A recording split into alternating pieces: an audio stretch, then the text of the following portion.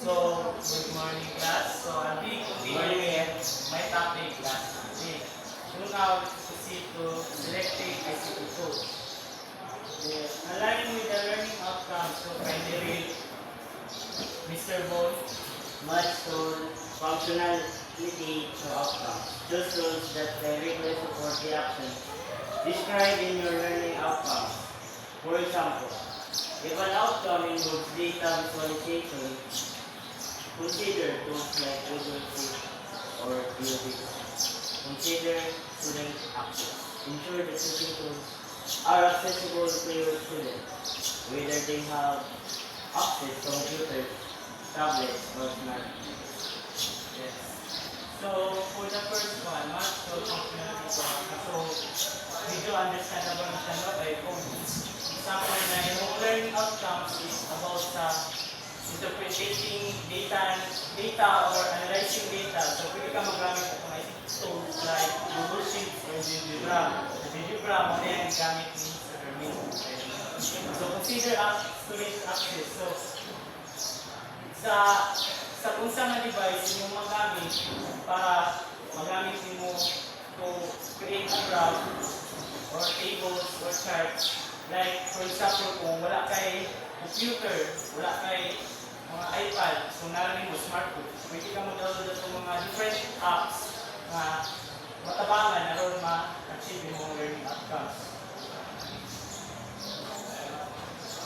So, explore array of tools. Kindly read Ingas Masa. Explore array of tools. First, interactive learning platforms. Platforms like Khan Academy, IXL, or 2DG offer engaging games, exercises, and tutorials that can reinforce mathematical concepts. Number 2, virtual manipulative. Tools like National Library of Virtual Manipulatives or Toy Theater provide interactive presentation of mathematical objects, making abstract concept more complex. So, for an interactive learning platform, so, ang Khan Academy, IXL, and DG, pa-offer din sila o fun exercises and tutorials na ma-reinforce yung math skills. So, for the virtual manipulatives, is kaya about siya sa, hindi lang kay about sa physical na sa pool, magpa-present ka o mga different shapes. Hindi lang kayo mag-present ka o mga physical shapes. Kung wala ka ito, pwede ka mag-present o mga visual na pwede nang ma-zoom in, then makikita din mo ang mga measurements. So, may for yes, any more? Yes, please. 3 or 4. Okay. 3. Online graphing calculations. So like Desmos or GeoGebra allows students to explore and simulate graphs, equations, and geometric figures. 4. Collaboration tools. Platform like Google Docs or Stan allows you to work together on projects and share your work. So, for the online graphing calculators, example like Desmos. So, kaning Desmos is app ni siya sa mga Android or iPhone na para ma-visualize niyo mga different kinds of graph na di kaya gumagamit. Magkani sa GeoGebra, then na-exist siya sa mga computers. Kami, tayo din mo ang kailan sa mga Equation, pwede ko ni consider ko na automat since sa automat ma-visualize ang visual graphs. Okay, ato. wala. Sila sa na statement mo about sa automat is kung hindi makakadra ka o mga equation or mga values, it automatically provide graphs and answers para makuha mo ma-understand mo about ako na equation. So for the collaboration tools, so the word collaboration, muli ang mga tools na pwede mo magamit to share sa iwang learning outcomes like kung sa imong findings na nakita. So, manito nimo ang Google Docs or slides, gama ang presentation para maalaw nila mo share yung presentation sa other colleagues or other students. Teacher assessment and one Utilize goal features for assessment. Minimize tools used in assessment features, such as reference tracking or feedback mechanisms. So, activity tools is one. We have different activity tools na mag-provide na siya of assessment in order to for the teachers to easily get any quizzes or any kind of assessment para di na siya makalisod. Then, advantage niya maka-research sa time consumption, less hassle, and mas prepared ang teacher para sa iya assessment. Then, sa integrate assessment with two activities, design activities that allow you to assess student understanding through their use of the ICT tools. So, same as the first one, ICT tools can help us to get assessment from the internet or from any sites in providing the quizzes that the teachers need in order for them to assess the students' performance and abilities. So, sa Ibo, utilize those features. So, an example is atong i-mention ko kanina is Khan Academy. So, kung Khan Academy, isa niya siya website para ma-train yourself.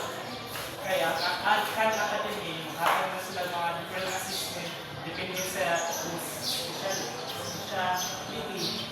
So, sa itong assessment, makakita, ma-review sa nila at makuha mong progress so that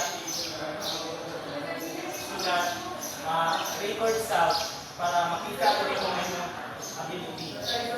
So, for the integrate assessment to activity, so, for example, is ikaw as a teacher, kung hindi ka mag-ask ng students na kasi yung student ka, mag-use sila ng mga Google Sheets or Google, mga about sa paggama o graphing. So, pag makuha na nila, mag-graph na sila Google Sheets. Pwede sa, magamit sila ng mga other na tunay tools like Google Docs or Google Slides para i-present ang findings. For next one, developing instructional plans. Purpose of problem-based learning. Problem-based learning. Understand real-world problems. Choose problems that are relevant to student life and require the complex mathematical concepts. Understand real-world problems. So, mas effective is if ang teacher is mag-use of the real-world problems. So, the student, dahil nila mag-connect sa ilang kuhan like, and also it can kuhan po sa mga mathematical concept kayo. Kung atong i-base sa real-world problems or sa real life situation pa is dali nila maka-take ang mga student o dali lang sa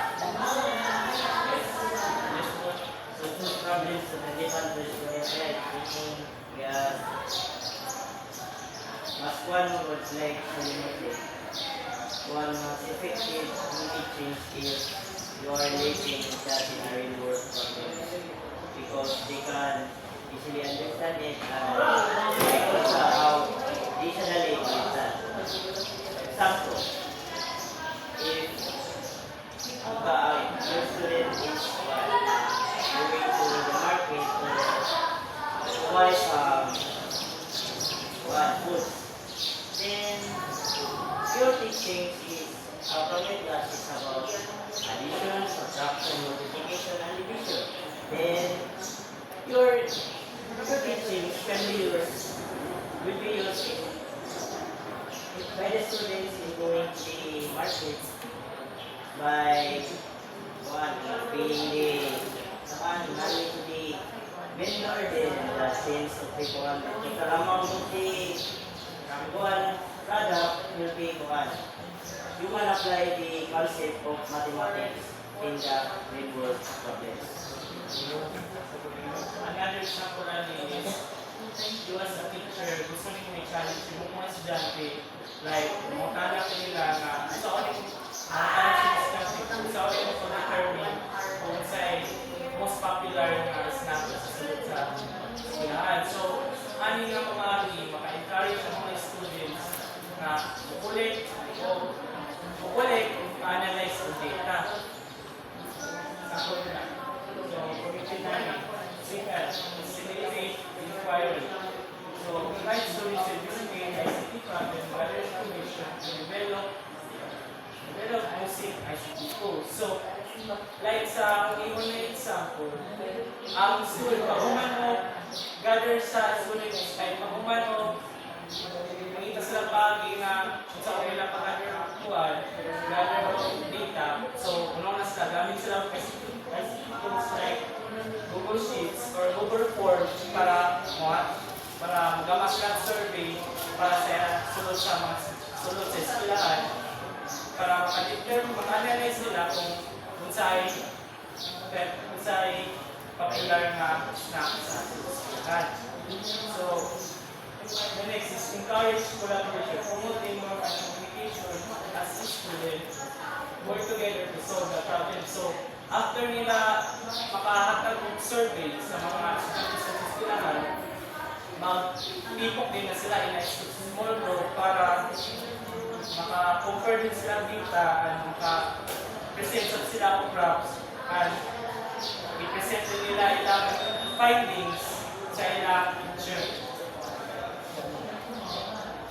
For the project-based learning, gas is give an example. The project-based learning is finding a completing project.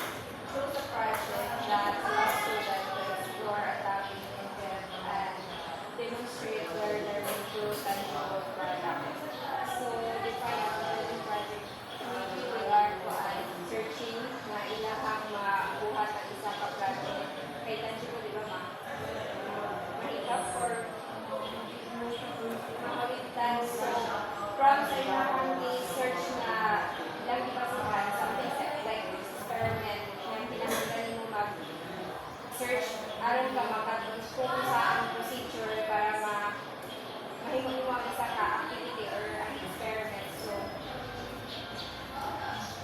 that we have, from that video na ilang i-watch na sila learning na nahimo and ilang i-apply para mag-work sa program.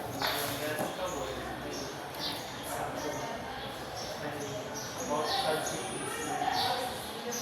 Project-based learning is about the process to gain how to have an outcome or to report as one output. So, product, we are applying our skills in, like, our sample is university. We are applying it in our output is being passed it through Google Classroom, a tangible product. So we have an output there, which is the so pass that to sa Google Classroom, and exploring a topic in depth and demonstrate. We learn about how we can pass the output through online in a Google Classroom. So another example is you as a teacher assign a project where a student na mag-create sila of budget plan. For the class, para sa ilang class event sa eskwelahan. Using, magamit ang ilang math skills like addition, subtraction, or even percentage. Provide structure and guidance, set clear guidelines and expectation for the project while allowing students ang freedom to make choices and take ownership. So, pag hatag mo ato nga certain problem, mag-give ka sa imong students o a budget limit. And mga list nga mga potential nga expenses ato nga budget nila. Then, sadaan mo sila kung sa nila ito pag-assign or pag-allocate sa money. So, integrate ICT tools, use ICT tools to support research, collaboration, design, and presentation aspect of the project. So, after ang students makagamit sila ng Google Sheets para ma-manage silang budget. Pwede silang gamit po sa Canva para ma-design sila ang mga event poster ako sa kita ilang budget, and even Google Docs para sulat nilang report sa resulta sa ilang budget. Buwan na matutunan. ICT integration to enhance your teaching and learning. Not replace traditional methods. Use a variety of strategies to create a dynamic and engaging learning environment. So I think ICT integration is one. The purpose of ICT integration is to enhance our teaching. As a future educator, we are enhancing meaning our skills and abilities in using technologies is very important for us in order to easily apply the knowledge about the ICT in our teaching. Not exactly replacing the traditional methods, because it is not the solution to replace the traditional methods. But if there is something that is not meant to be happen, like run out or any uncertainties, we can also use the traditional methods. Well, that's why we are not replacing it. But we can make an additional, which is the tool to prioritize the ICT integration. Use a variety of strategies to create a dynamic and engaging learning environment. So, using ICTs, the students can become interested to your topic using many activities in enhancing their critical thinking and problem solving abilities. So, precisely sa sulang ngayon po. So, additional na po para po is kung mag-using mo ang technology and traditional methods, kung i-combine mo na, ka-create ka o bilang kay kanang dahan kang nibawaan kundi engaging learning environment sulod sa classroom. So, that's all for my report, and thank you.